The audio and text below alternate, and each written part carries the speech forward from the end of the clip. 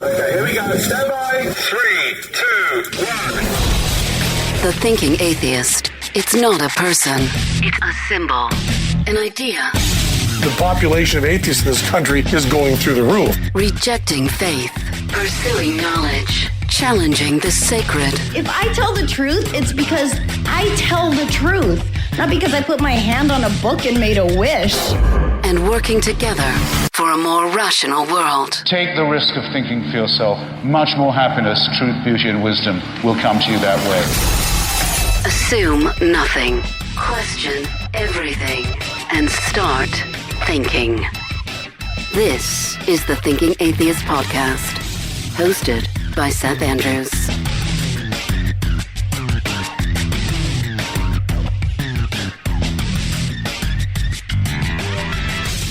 It has already been a day. Just one of those days where the morning set the tone for everything else. And I have come to the conclusion that anybody who either is the parent of a child or has an animal in their house as a member of their family, a pet, knows what it's like to have one of those days. A day when you wake up and you notice or smell something horrible, and then you spend who knows how long attending to the stinky end, the wrong end of your family member.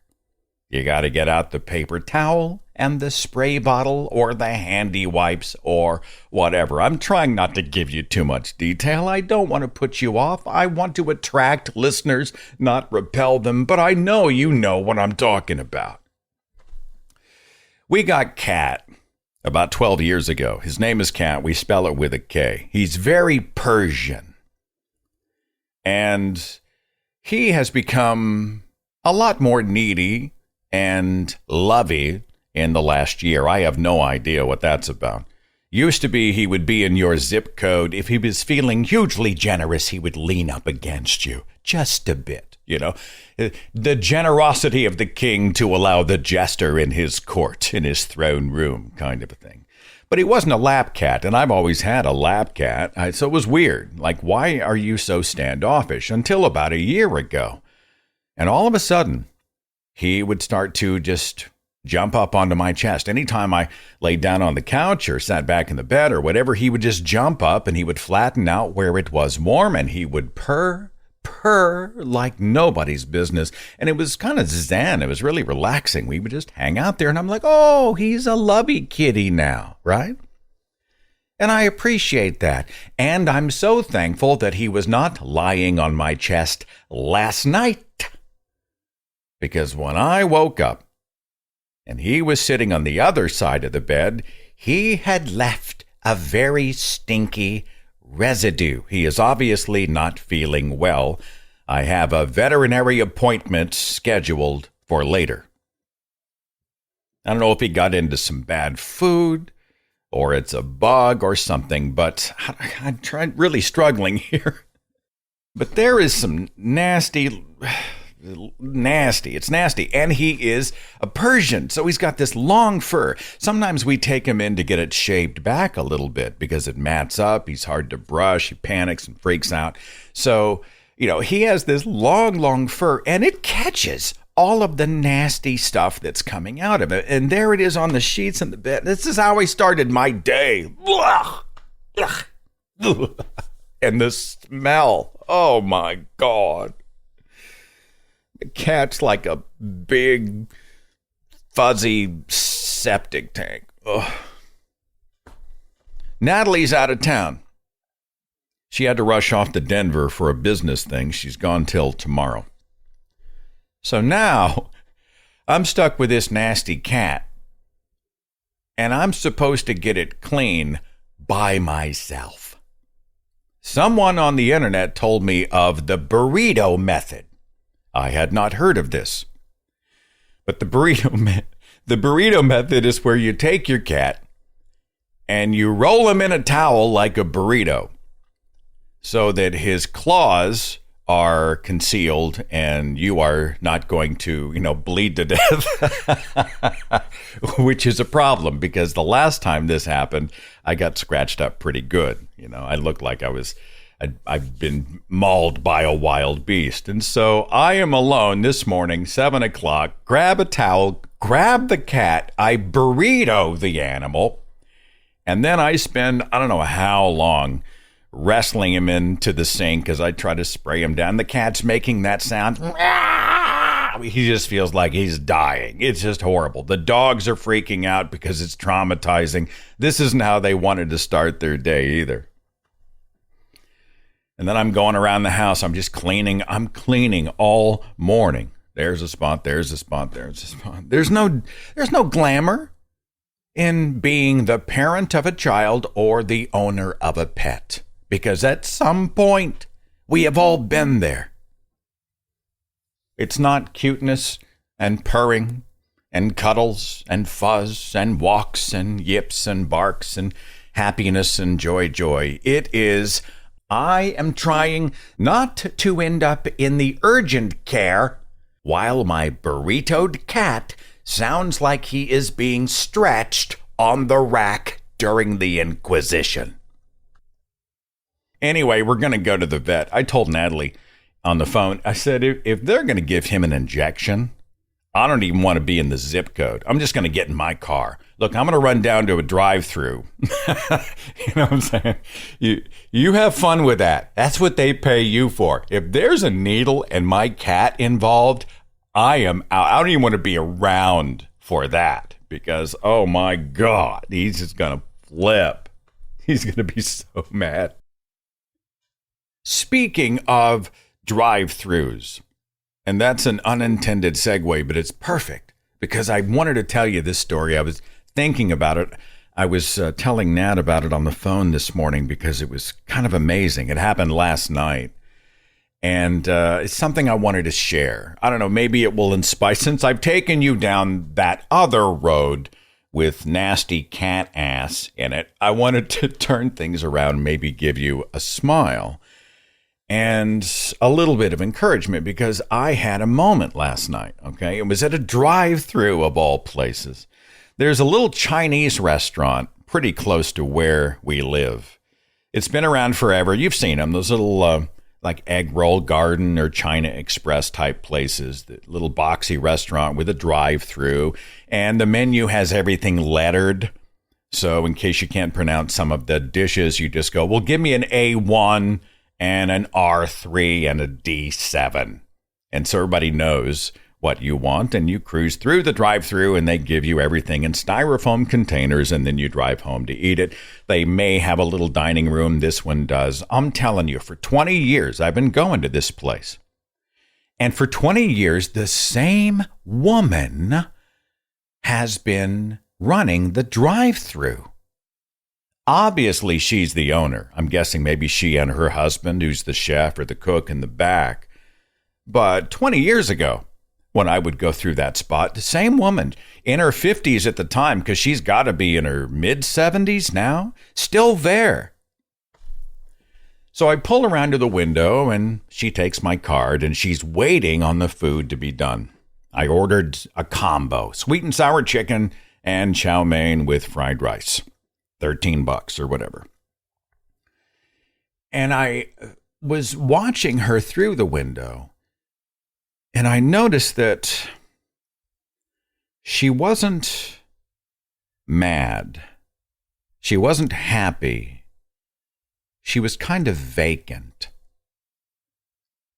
I got the impression all of a sudden that she has been doing what she does for so long that I'll bet she doesn't even feel it anymore. Hello, can I take your order? A3, R1, D7. Thank you. Pull around. $13.80. Thank you. Have a good day. Over and over and over and over. She looked world weary. She looked worn down. Who knows? Maybe she and her husband put every penny they had into this humble little restaurant. It's all they have. It's all they do. It seems like they're always there. She's always there. And I was watching her and I thought, I don't see any joy on this woman. I see duty. I see work ethic. I see bills to pay. I see there may not be anybody else to do it, or I can't afford to pay anybody else to do it. I just see routine. And so, on a whim, and this sounds noble when I say it out loud, but it really wasn't. It was just an idea. I reached down, grabbed my wallet, and I happened to have a $20 bill, which is weird because usually I don't even have cash anymore. It's all plastic, debit cards and such. But there it was, a $20 bill. So I pulled it out and I was waiting. She's inside the glass and she's waiting for the order to be done. And then she puts it in the plastic bag and she ties it up and she opens the window, gives it to me. Thank you. Have a good day. Barely looking at me. She is giving her 500,000th order through that piece of glass, probably aching to go home and rest her feet. And so I took the food and I looked at her and I said, "You are always working." And she paused. She was startled, really. Like I was talking to her. I wasn't looking at the order taker. I was talking to her, the person. And she was stunned. She didn't say anything. I said, "You are always here, all the time." Yes, I'm here. I'm here very often. I'm very here, all the time, you know. And I said, "Do you ever get a day off?"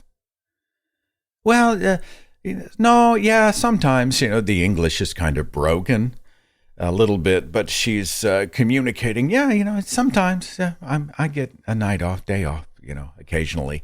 But you could tell that she was a workaholic, probably by necessity. And so I reached over and I grabbed my 20 and I handed it to her through the window. And she took it before she realized what was going on. Like she knew I was giving her something, but she just like, "What is this?"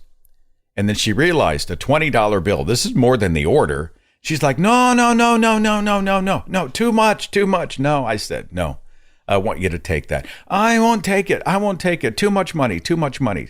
Thank you, though. No, I won't take it. I insist you take it." And then I said this over and over because I didn't think she could argue with this. I said, "It makes me happy. It makes me happy. It makes me happy. It makes me happy." And I'm smiling at her. She was sitting there with the open drive-through window, holding a $20 bill she doesn't know what to do with. And this woman broke out into the biggest smile you have ever seen. She was no longer punching the clock. She was no longer just an order taker. At that moment, somebody saw her. And she just exploded in a smile. You should have seen her. She lit up like a freaking Christmas tree. It was like she came to life, like the dead had arisen, you know? And so I started to drive off because I was afraid she was going to like throw the 20 back in my open window. But I waved, "Makes me happy. Thank you. Makes me happy. Have a good day. Have a good day." So I'm cruising off and she's smiling. "Thank you. And I must have been 10, 12, 15 feet from the window. My car window is still down. I can see her. She sticks her whole torso out the drive-through window and goes, "Thank you for the tip." And I stuck my head out the window and looked back and I said, "You're welcome." And I drove off and I was just grinning all the way home. I told Natalie about it and she thought it was charming as well. And I know it sounds like a Lifetime movie, but you've heard me on this show talk about fighting despair, trying to seek out and find the good, to reignite the good in my own life, because life's short. I need good. And I've become desperate to see us try to engage other people without so many disqualifiers. That woman, I don't even know her name. I don't know if she goes to church. Is she religious? Maybe.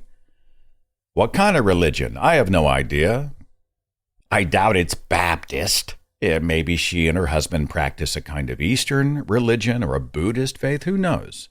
But it didn't matter in the moment. What are your interests? Where do you live? What kind of home do you have? What is your background? All of those things might be relevant in some context, but at that second in time, it was just about two human beings grinning at each other like idiots. It was about a small kindness, which wasn't small at all. There are no little things, right? Every day presents that kind of opportunity. Somebody's walking into a building. They're 15 feet away. For some reason, we open the door and then we just wait for them. We hold it. It's not like they can't open the door for themselves, but this is our way of saying, hey, come on, I got your door for you, no problem.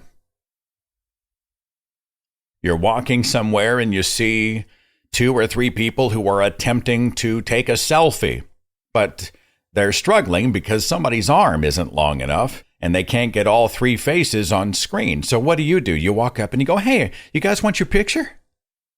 I got that. Hey, stand over here because the light's better. Oh, you look great. Okay. Do you want it vertical or do you want it horizontal? Okay, wonderful. All right, here we go, everybody. 3, 2, 1, snap. Let me take another one. 3, 2, 1, snap. Okay, check them. Make sure that I got what you want. You happy? And everybody smiles. Thank you, thank you, thank you. That is not a small thing. You have no idea who those people are, but you did something amazing for them, and you helped them preserve a second in time and make it forever. Somebody's got car trouble. You pull over and say, can I give you a hand? I'm lousy at this because I know nothing about cars. And you got to be careful because people have to be concerned, legitimately concerned about who is coming to quote unquote help them, but you get it, right? Usually, almost always, it's someone genuinely trying to assist. And that's a beautiful thing. We've got a neighbor across the street. She is of the Jewish faith. She's also one of the best people we know and a wonderful woman. She's got a garden in her backyard. She loves gardening. And at random, she just shows up at the door with stuff. Hey, I've got extra basil in the back. I know you guys like that. The tomato crop came in really well. Here's a bunch of tomatoes. I put them in a sack for you. Just take them. Enjoy. We're always checking on each other when we travel. Can you get the box off my porch? Would you check my mail? Somebody needs to get into the backyard. Can you let them in? Can you do that? Hey, while I'm gone, if you see a big moving truck back up, would you call me, right? Well, that's a small thing that's not a small thing. It's just people looking out for each other, and who gives a shit where they go to church? You take hot chocolate out to the mailman on a chilly December day. What do you do on a rainy day? You see somebody who doesn't have an umbrella, and you do. It's obvious they're desperately trying not to get too wet. You run over, stick the umbrella up, or you give it to them. And then you take the hit, and you walk in the door soaking wet. Why not? What's that cost you? You're stuck in traffic, checking your watch, stressed out because you're probably going to be late to wherever you were supposed to be 10 minutes ago. And you see somebody else who is stuck in traffic, checking their watch, maybe running late to wherever they need to be. And what do? The light turns green, everybody else goes. There's a space in front of you, and you stay stopped and wave. Go ahead, hop in there. I'll make a spot for you. Go ahead, get where you gotta go. We don't do that for the assholes that drive up on the shoulder and then purposefully try to wedge in front of us. We have to teach those people a lesson. They get no quarter. But everybody else, we're all in the same boat. We're driving the same road. Here's a space. Take it. Have a good day. You buy some Starbucks on your way into the office, and you remember that your coworker loves a macchiato. So what do? You buy a macchiato, and you show up and put it in front of him and say, hey, I got this for you. Have a good one. I had a coworker once And he had a note on his desk, and it said, "Make someone feel important today." I know it sounds saccharine, but make someone feel important today. At least make them feel seen and noticed today. I don't know. It has almost nothing to do with anything else that's going on. But how can I not tell you that story about the woman in the drive-thru who may still today be thinking about that guy, total stranger, who saw her for just a few seconds. Maybe it's the breath of oxygen she needed that'll carry her on for another few weeks. I mean, I don't know. Maybe that's a rather noble accounting. Maybe I'm giving myself too much credit. But go out and make somebody feel important today. Make them feel seen today, okay? Wash an angry cat's ass today. Actually, that's not a small thing. That's a Herculean effort and quite dangerous. Maybe that's a bad example. I don't know. Let me take a short break and we'll come back and see what you want to talk about in just a second.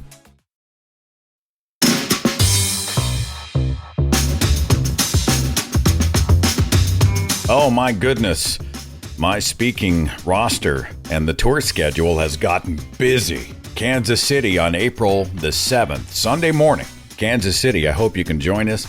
Coming up also, Los Angeles, Little Rock, Arkansas, Denver, Colorado, St. Louis, Missouri, Dallas, Houston, Sarnia, Ontario, Toronto, Lexington, Bentonville.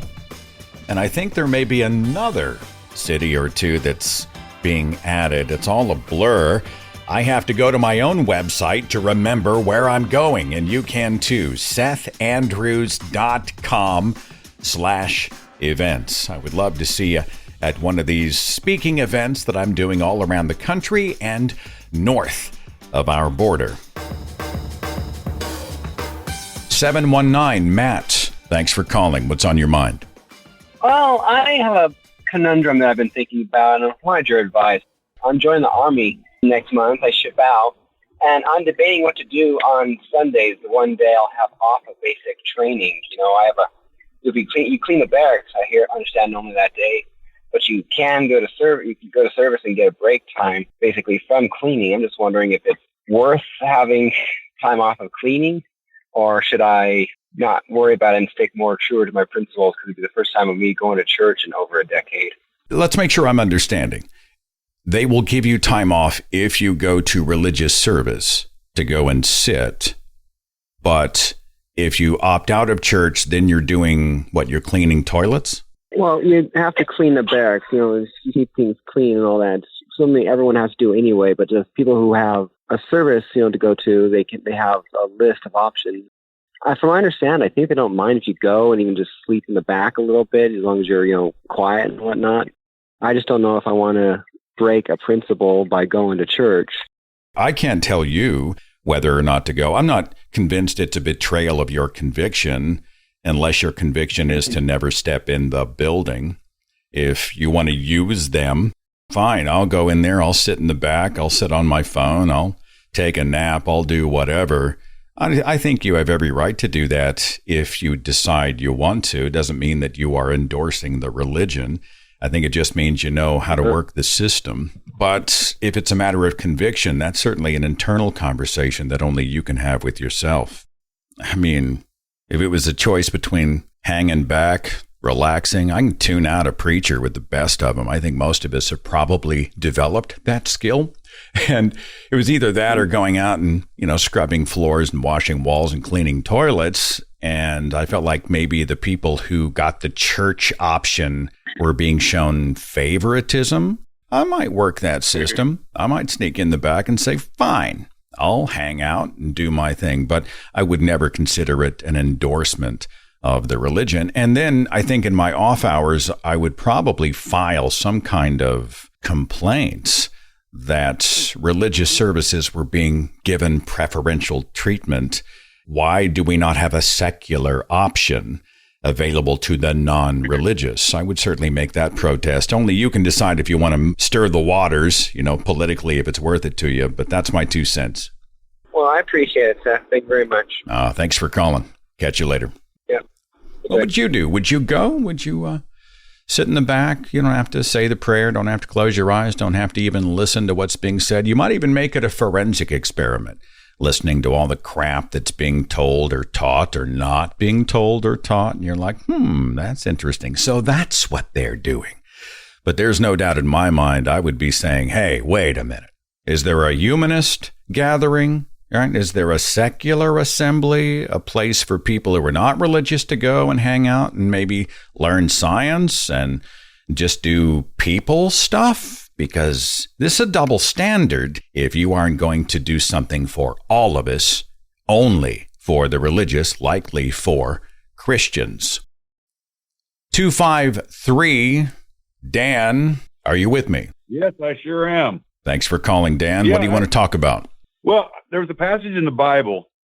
Well, now I'm an atheist, and the only reason I like to look these things up is so I have ammunition against my sister who belongs to one of those mega churches. And I know things that she doesn't, and it really makes her mad. But there's a passage where God is admonished by the other gods for punishing the Jews too bad at one time, or punishing somebody too hard. I don't know that verse. Where is it? I think it's Ezekiel 19 or 17, something like that, but I can never discipline myself hard enough to actually keep reading the Bible to find it. The equivalent of Zeus and Krishna and the flying spaghetti monster calling Yahweh out for being a jerk to his own chosen people. Exactly. But I can't find it anymore. Well, let's see what our people come up with. Put it in the comments section. I'd like to go back.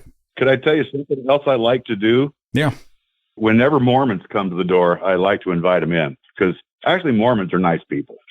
And I bring out my Book of Mormon and I show them where the first day where the angel came to Joseph Smith was September 21st. And I tell them how when Earth, Wind, and Fire wrote that song, September, they put September 21st as the date. I say that was because it came out shortly after black people were allowed to be priests. The Mormons let them be priests. And that was celebration of that. And these Mormon boys, they're just go, what? And they just can't believe it. I would hate to do what they do. They have this expectation that they have to do their mission. Banging on doors, intruding into people's homes. Who knows how much shit they get. But at the same time, they have to deal with us. We know often much more about their religion than they do. But it's nice that you're kind to them, like you don't beat them over the head with a baseball bat, right? You're a human being to them. No, and even when I tell them that, I tell them, it's just my opinion. And I do treat them good. I actually haven't signed my Book of Mormon. I do. And I got about 15 or 18 names in there, something like that. But they're actually good kids, and it's like I heard one of the people say on, I think it was one of your shows, how when you're a baby and your parents raise you, you believe everything they say. And then when they indoctrinate you into religion, of course you believe that because they've been protecting you your whole life. They would never lie to you. And that's how it all happens, from the bottom up. Mostly, I appreciate your kindness. Not everybody has the bandwidth to be able to open their door and have a conversation. But the fact that you didn't say, fuck you, get off my porch, which is tempting, given that our homes are our castles and private spaces. The fact that you didn't do that may have given them the impression that, hey, here's a non-believer who's actually kind and good and gracious and human. I admire that and respect it. Thanks for sharing it, brother. And have a good week, okay? Really good to talk to you. All right, hang in there. We'll see you later. 281, I've got John. Thanks for calling. What's up, John? Hi, Seth. It's good to talk to you again. How long's it been? Doing? Oh, just a few weeks. I called for the first time a few weeks ago. Just to thank you for everything that you do. But this time I really want to talk about how it really grinds my gears and makes me really angry whenever theists think that just because I don't believe in a God, they think that I have no morals, that I have nothing to base my morals off of. And it just really pisses me off sometimes. How do you respond? That my morality comes from empathy and from common sense, which basically means that which I wouldn't want done to me, I would not do to others. Like the other day, I was talking to somebody who's a Christian, and he told me, well, since you're an atheist, you must be okay with people trafficking children. I'm just like, no, I wouldn't want others to do to me what I wouldn't do to others. I wouldn't want my own children to be trafficked, so I wouldn't traffic anybody else's. And even then, I even tell people, well, you really should read your Bible. And I say read and not reread, because I can tell you that you haven't read it. Because in passages like Numbers 25, God told the Israelites to kill many men. Well, all of the men, actually, all of the non-virgin women, boys, and infant boys, and to only spare virgin girls. And the entire book of Joshua, there is so much genocide. And God is even okay with slavery. If you look at Leviticus 25 and Exodus 21, like, this is disgusting. And supposedly from Christians, this is divine morality, and I just don't understand how they can defend things like this. I think the reasons may be as diverse as the people themselves. I think some simply have been brainwashed to think no one can be moral without God. I think other people want to shoot the messenger when we come and criticize their religion. So, hey, why not say we would support Hitler, or we would go out and rape and kill if it wasn't for their God? I think a lot of people use it to stop conversation. I mean, it's an accusation, really, when you hear it in that way. Well, how do you know rape and murder are wrong is really an accusation that an atheist doesn't know rape and murder are wrong, which is an offensive thing to say. In that way, I understand your frustration. Oh, yeah, it's very frustrating. I agree. And all the time, a lot of theists will tell me, well, Hitler was an atheist. No, he wasn't. He was a Christian. He was a Catholic. And in fact, he hated the Jews for religious reasons. He also referenced the Christian God in Mein Kampf and had God with us on the belt buckles of SS officers. There have been books. There's a lot of ink been spilled on Hitler. And then we find them saying, well, Hitler was smart enough to have weaponized the religion. He's an atheist, but he knew politically aligning with the Catholic Church and invoking the Christian God would buy him political and even popular capital. So he didn't really mean it. It's a total skate, and it's frustrating to hear. But I think many people share your frustration. I celebrate you as a moral creature, and your evolved morality is helping to make a difference in this world. You are one of the good ones, or at least that's my hope, brother. So thanks for calling the show. Thank you for taking my call. See you later. He said something that I wanted to come back to, and he used the word common sense. I used to think, oh, good common sense. And then we would always say, well, common sense isn't common at all. But I used to use the words or the phrase common sense as we all need this. But psychologists have addressed the idea of common sense and how it may not necessarily be a good thing. So I took the liberty of pulling up an article from Psychology Today called The Problem with Common Sense. And I'm scrolling down to a paragraph, and it says, common sense is common because many people are perceived to believe it. The problem is that doesn't make it true. Looks like a duck, walks like a duck is common sense. But consider looks like a gator, walks like a gator. Well, lots of people confuse alligators and crocodiles. Why do so many people misspell lose and loose? Why do so many people say literally when they mean figuratively? Common isn't a good enough criterion to make something true. And so again, I don't think we want to be pedantic here. I understand the larger point, right? Engage brain, use your rationality, vet your sources, find out what is true. But common sense, I had to evolve my own thinking on this, and I still sort of navigate that. When I talk about common sense in the colloquial sense, I think people understand what I mean. But common sense, there's more to it from a psychology standpoint. And so we might guard our language whenever we use that in conversation. I've got 218. Hi, what's your name? Nat, like the bug, only minus the G. Thanks for calling, Nat. What's on your mind? Well, I was just calling to talk about the whole thing about Next Benedict, that poor trans kid that died recently after getting jumped in the bathroom. I'm kind of like a gentle giant, and I've been picked on a lot and dealt with a lot of crap. And the people who treated me decent looked a lot more like Next Benedict, and the people who treated me like crap. If you will allow me quickly, there are some people who are listening to you and me, and they hear Next Benedict, and they don't know what we're talking about. So can I frame it quickly before we go any further? Would that be all right? Go ahead. Okay. Go ahead. Next Benedict was a student, actually in my relative zip code in the suburb of Tulsa, a non-binary student at Owasso High School. And there was a confrontation, bullying. Nex was bullied by some people who assaulted and beat Nex in a bathroom.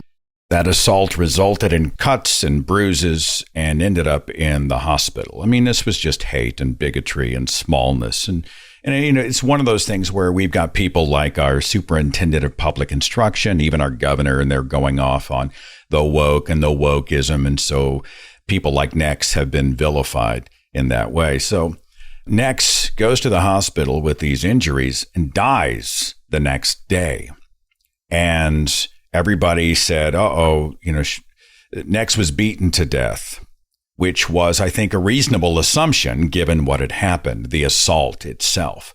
There was just an autopsy report released. The manner of death ruled as suicide, the probable cause of death being diphenhydramine and fluoxetine combining toxicity, according to the Oklahoma Medical Examiner's Office. So the thinking is that, yeah, there were physical injuries, but the chemicals in the body actually explain the death more than the cuts and bruises. Now, this is a challenge, right? Because this is a hot button issue. You and I are pissed off about the hate, about the assault, about the lack of safety, the danger to trans people, non-binary people. It's our fellow human beings. And so my first inclination is to say, oh, that's a bunch of bullshit. Oklahoma's covering its tracks. We know Nex was beaten to death. But I don't believe that is factually true.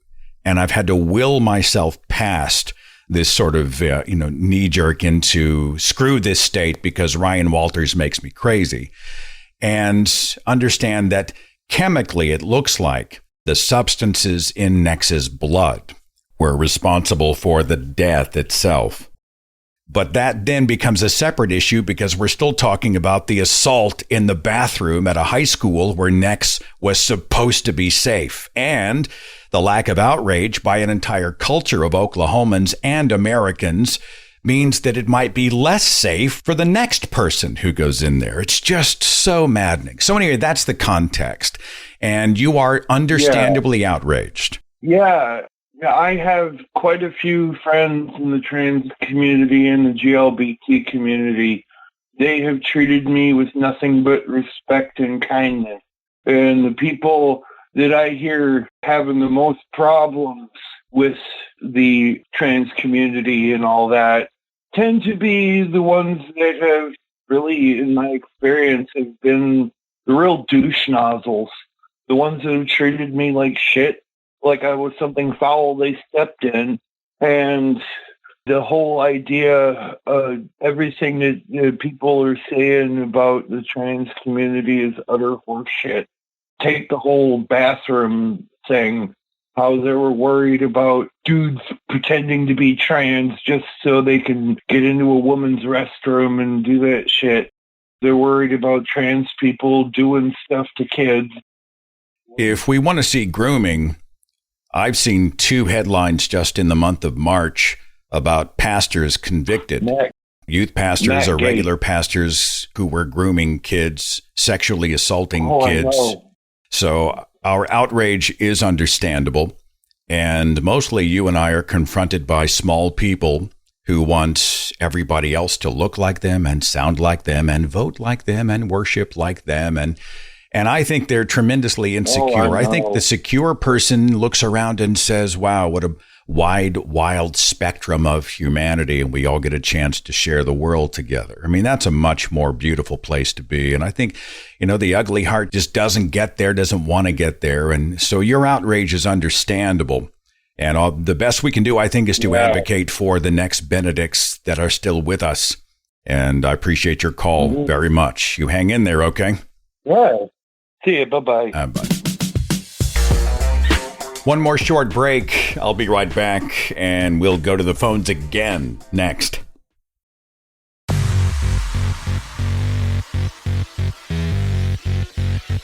Thank you so much for listening, and thanks for your support. If you want the broadcast totally commercial-free and you want to get it a couple of days early, become a patron. Patreon.com/Seth Andrews. Really matters. Makes a difference. Thank you for your support. Is it Jose at 951? Thanks for calling. What do you want to talk about? So I'm a lot like you. Like, I grew up very Catholic, Monday Bible study, Tuesday youth group, Wednesday choir practice. Then the weekend was church, going to mass and all that kind of jazz. So eventually, I'm 41 years old now, but when I turned 35, the bug hit me to start, really questioning what I believe in and why I believe in and all that kind of stuff. And I came to the conclusion that I'm an atheist because I found that I had no real good reason to believe any of it. However, I've always struggled with my family because my dad's a deacon in the Catholic Church. So how do I deal with that kind of clash of lifestyles where I pretty much live a completely secular lifestyle, whereas, I don't deal with any religion stuff, but every time I go visit family, I'm sort of bombarded with, oh, well, when are we going to go to church? When are you going to, I have a little boy, when are you going to go get him baptized? I hate living like that. I've never come out to them and told them, like, look, I'm an atheist. I don't believe, because I feel like it's going to crush them to their core. You know what I'm saying?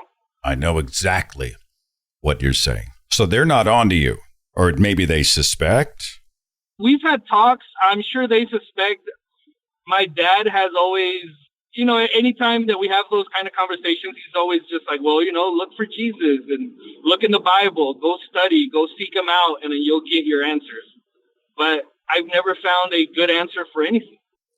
I am always grieved when I see people who they're not living a fully authentic life around everybody because of that kind of blowback, which is not your fault.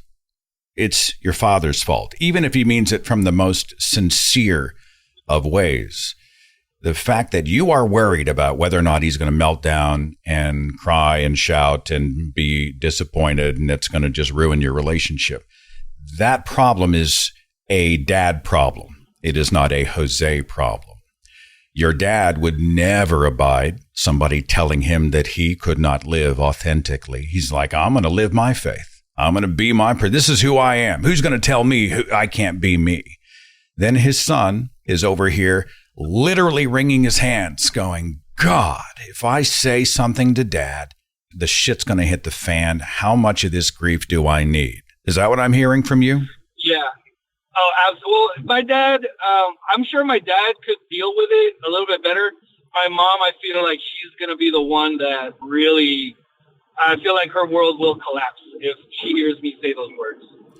Only you can decide if coming out to them is the right move for you. My one thing that I would say, and it cost me, my mother and I do not speak. She is blocked on my phone. We don't converse. We don't interact. There was a boundary violation, several that have cost us the relationship, and it's her fault.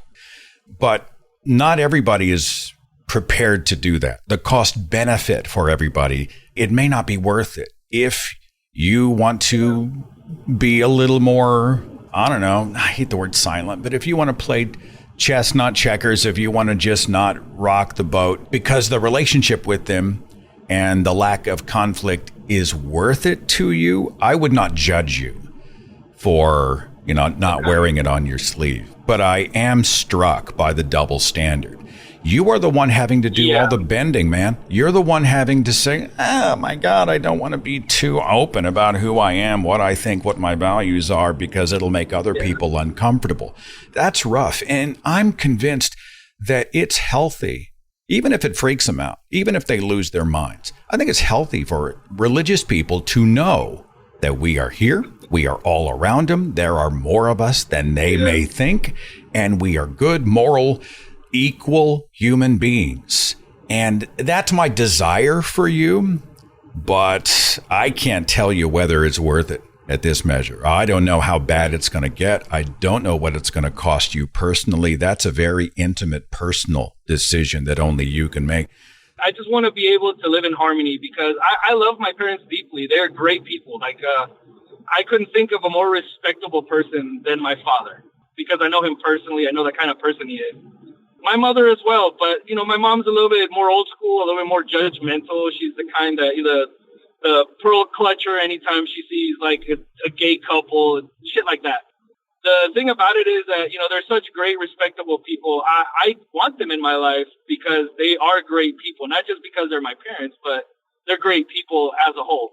So I don't want to break that relationship down. If I just have to live my life or the rest of their lives in this fashion, then so be it.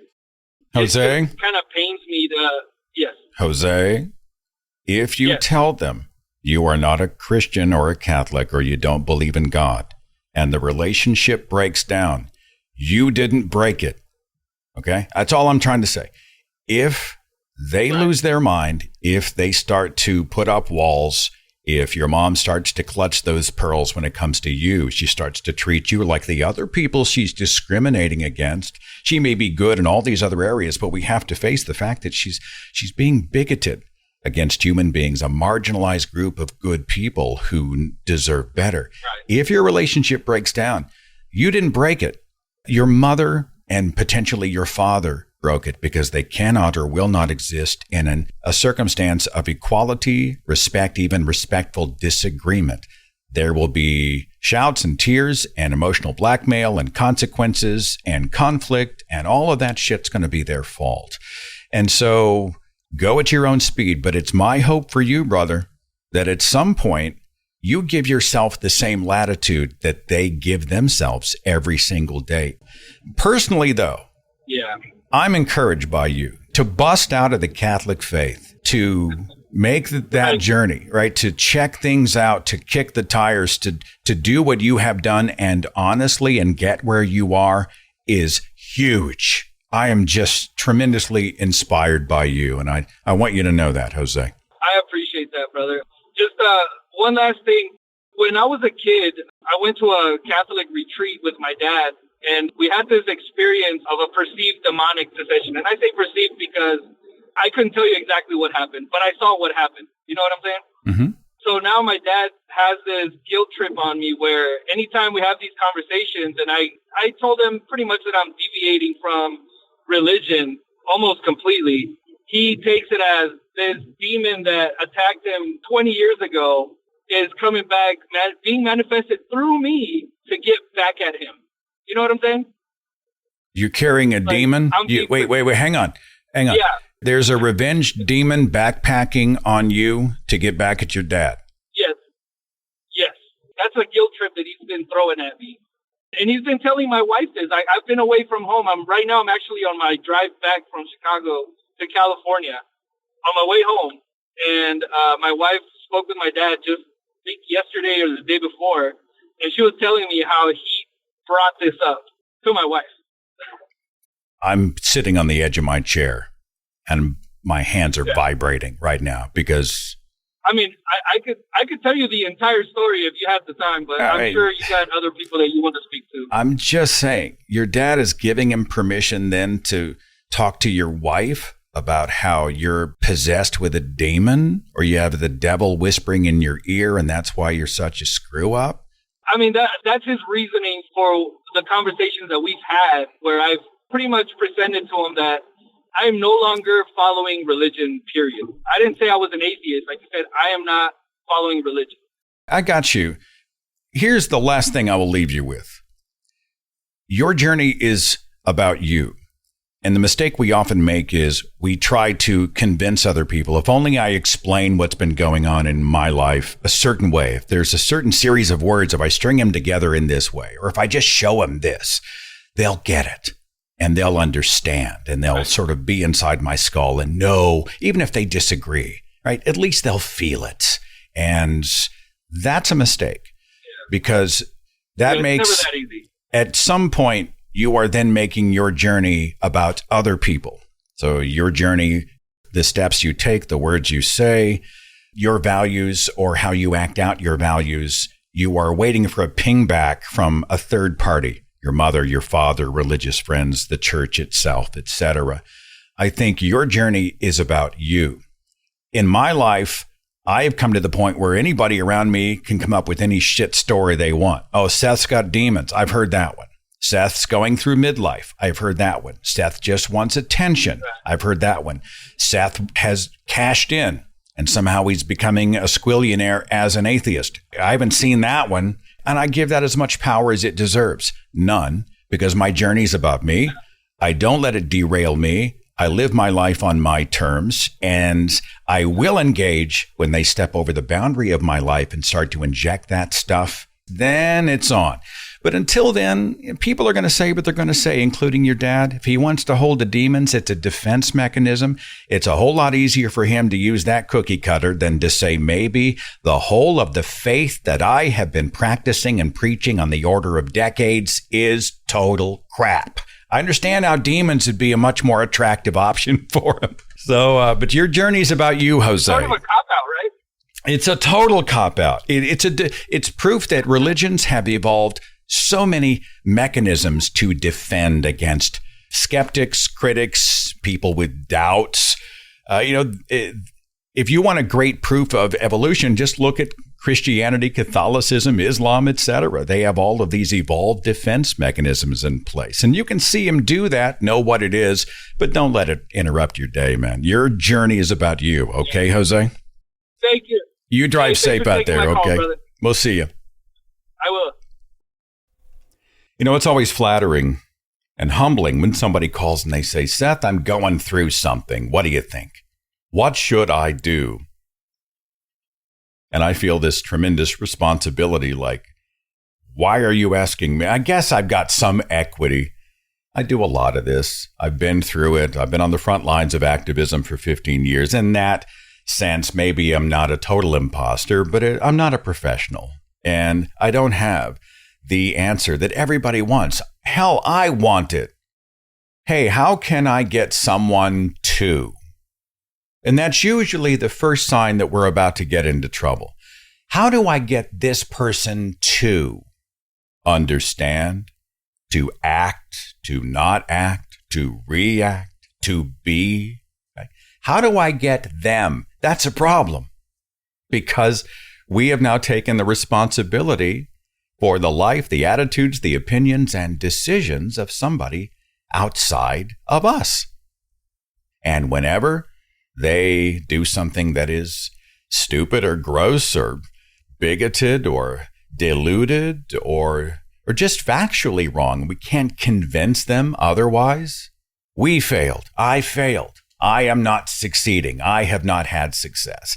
And in my own life, I have had to will myself into a better definition of what a successful life looks like, because I spent years and years and years stacking the deck against me, guaranteeing failure because my expectations were so unrealistic. I was so naive. How can I get my religious mother and father to see why I'm an atheist? And so I would engage, and I would open the Bible, often a Bible that I knew better than most of the people in my family, including those who were teaching Sunday school.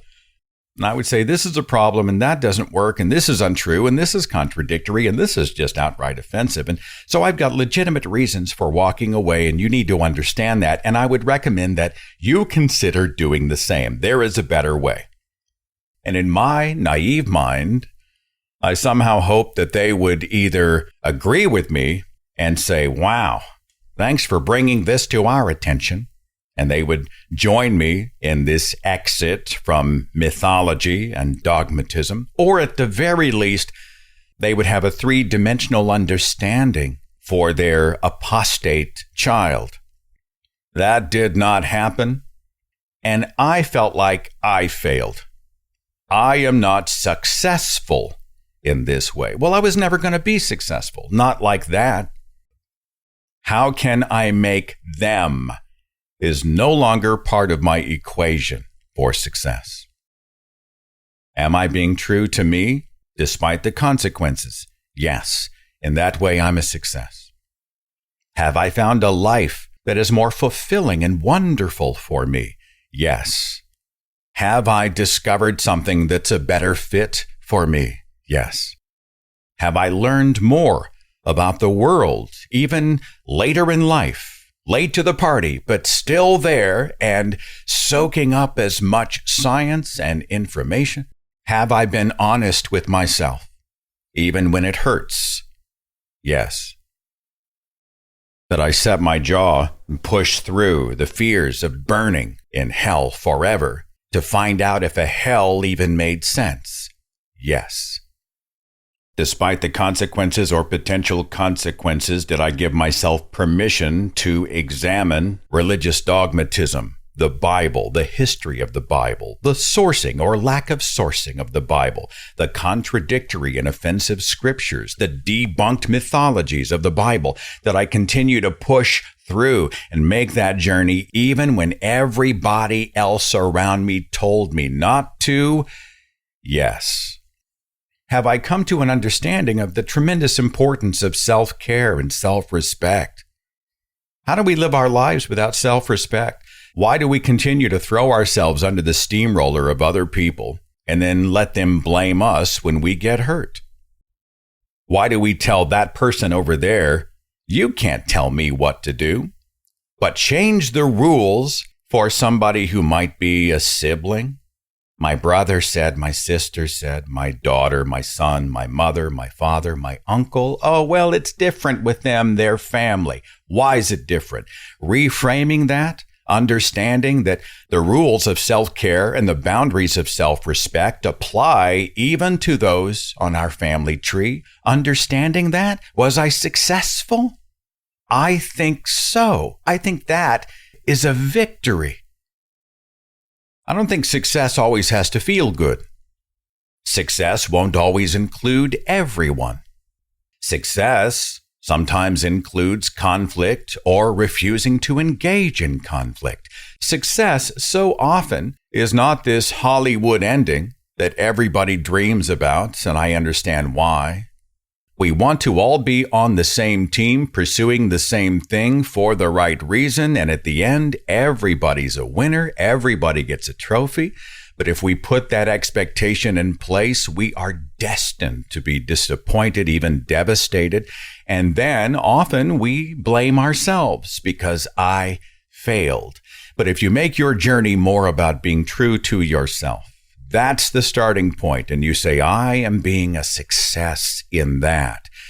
And then we live our lives loud and proud, if we can, in front of all of these other people, hoping that if someone else is on a similar journey, or maybe there's enough of a crack to let in the light, maybe they'd be open to conversation.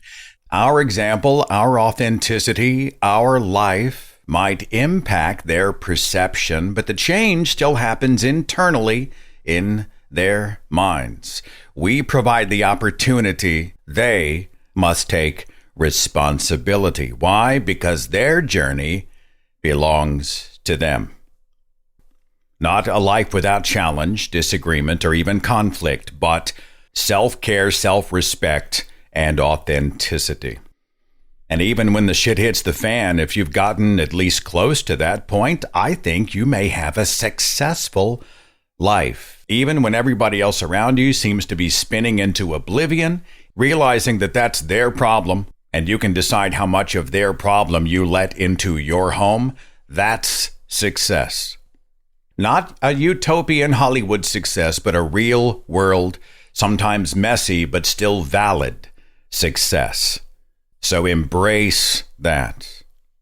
Give yourself the credit you deserve. Okay? And with that, I am off to care for a sick kitty, to medicate a sick cat, which means more of the burrito method, I think. We take the towel, we're going to wrap him up, and it's for your own good. Right? And good for kitty. Because he could have been born into a home when we said, well, you know what? We don't want any of those medicines. The Lord is the best medicine. Dear Jesus, we ask that you help Cat not to have diarrhea today. We ask that you perform a divine miracle on his little feline exit hole. You close the back door to all of this sickness and disease, Lord. May Christ cure his keister. May the Savior soothe his sphincter and bring him back to proper intestinal health, where two or more are gathered in Jesus' name, praying over this cat's poor poop hole.